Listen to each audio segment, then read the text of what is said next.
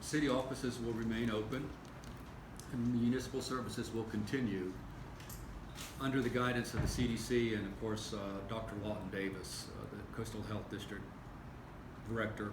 A paramount consideration will be the safeguards for the city's employees because they come into contact with the public far more than those in typical employment. So with that in mind, the city has begun restrictions in some buildings that unless a visitor has specific business with the city or an appointment, that visitor will not be allowed into the building. However, there are a number of services, particularly our revenue office. There is social distancing because of the existence of windows, but nonetheless, those employees also are asked to take precautions. A nurse will be meeting with them today to talk about the proper way of putting on gloves, something we generally take for granted, but to make sure there's no contamination with the gloves or the exchanging of money or papers or the typical work that revenue offices do. Employees in general are being asked to use common sense, wash their hands often, sanitize often, maintain social distancing as much as possible, not meet in large groups. Yesterday I talked to department heads through a conference call with maybe 20 of us on the line. I also participated in a conference call with other city and county managers to talk about what the common response of all local governments in the area, and I think that proved useful to everyone. So those measures are continuing. As the mayor said, that all events at the Civic Center they've actually not been they've been postponed, not canceled. The Civic Center is trying to reschedule those events, and if those events can't be rescheduled, then any of those who have purchased tickets will then get refunds. But at this point, those events will be rescheduled as opposed to postponed altogether. In addition, no public events will be scheduled, no groundbreakings, no ribbon cuttings, no ceremonial events by the city. And staff is continuing to evaluate which employees can work remotely. The Human Resources Department today distributed the draft of a new policy and new protocols to allow some employees, those that are able to work remotely from their homes. And also the Entrepreneurial Center, which is a major function, now more than 100 in class, learning how to be our future business leaders. And businessmen or businesswomen, those classes are going online.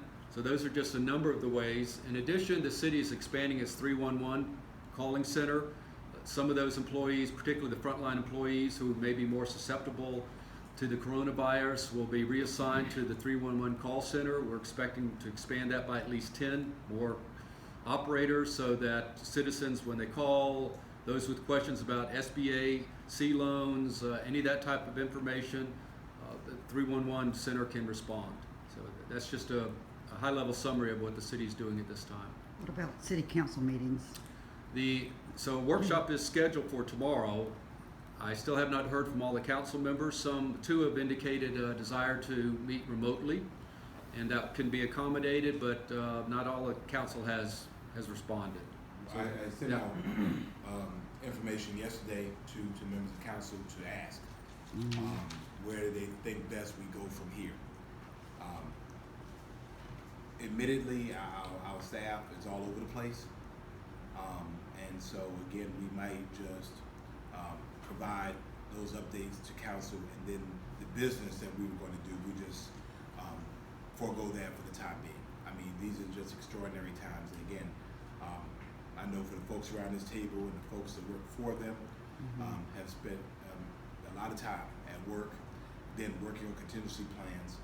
And we just want to make sure we remain laser focused on the issue at hand. The issue right now is how we protect our citizens, how we protect our employees. So I expect that we'll meet some digital way tomorrow.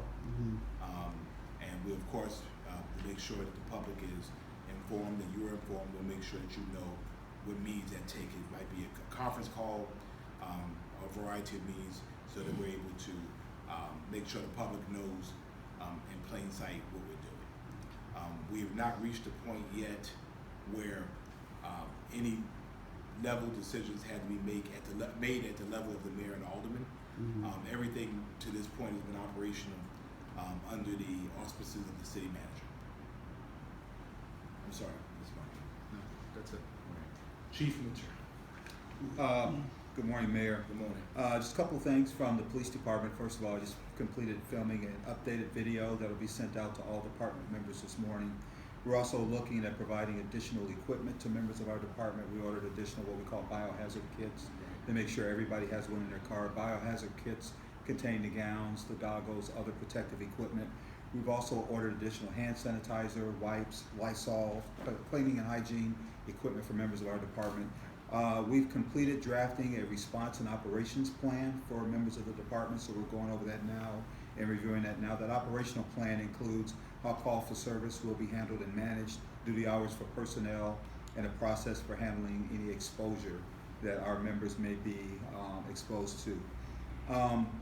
I've also put together what I've called a social distancing awareness plan.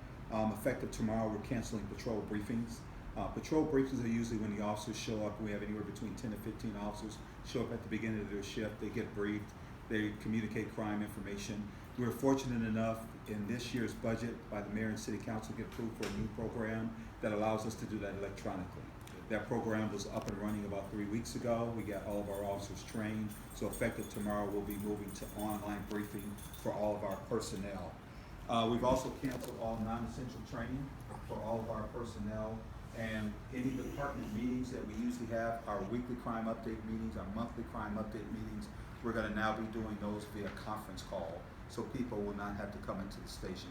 We've also advised people to practice social distancing in their work areas or workspaces, whether that's in offices. We've also advised them to make sure they're doing the best job possible of wiping down those pieces of essential equipment that they use on a regular basis, steering wheels, keyboards, laptops, things of that nature. We're also looking at putting together an emergency staffing plan in the event that that's needed. We've also put together an informational plan, so members of the department who want additional information or have any issues or concerns or have recommendations, we have 2 designated people in the department, a primary person and a backup person. The backup person is sitting behind you, Ms. Couture Green, so they can contact those individuals at any point in time, and we'll get a response back to them immediately. Thank you, Chief, and we appreciate you and the